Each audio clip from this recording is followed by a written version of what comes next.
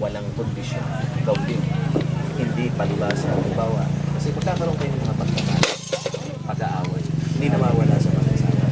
Kahit ako, pero kaming pagkakaiba ng panasipan ng asawa. Pero pag oras na ng tulog, isinasantabi lahat yan.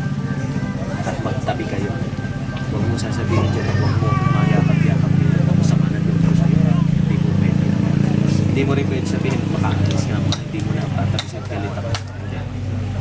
Ilagay nyo sa likuran nyo. Kasi, pagka hindi kayo nag-isa dyan, ano sabi dito? May isa ka na sa baka kayo ituksuin isa.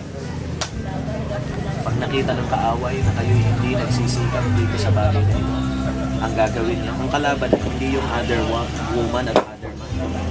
Ang kalaban niyo, si Satanas, gagawa siya ng paraan para yung pagsasama niya ay buwagin. Putukso siya ng babae at lalaki para kayo'y akitin. Kaya, Janet, magtulungan kayo sa isa't isa. Alagaan yung isa't isa. This is Christina M. Manalo. Minsan, mga babae, pinagaya sila, gusto nila, dito ka lang, upo ka lang sa gabi. Hawakan mo lang ako. Ayaw naman. O, dito ka sa akin. Sabi rito, daan ninyo.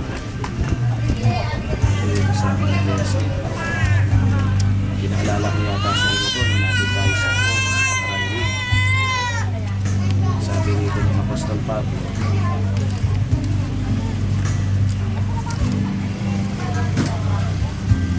na kayo'y pasabog sa isa't isa sa takot ng Kristo. Pagka minsan siya ang tama, susunod ka. Pag siya ang tama, susunod ka. Pero pagka hindi kayo magkasundo, abay babae, pasabog ka sa iyong sariling asawa na gaya sa iyo.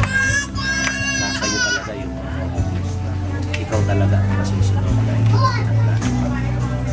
Pero dahil sa iyo na nasa sa iyo, ang bili naman sa iyo, mga lalaki, ibigin ninyo ang inyong asawa gaya ng naman ni Kristo na umibig sa iglesia, ibinigay ang sarili dahil sa kanya.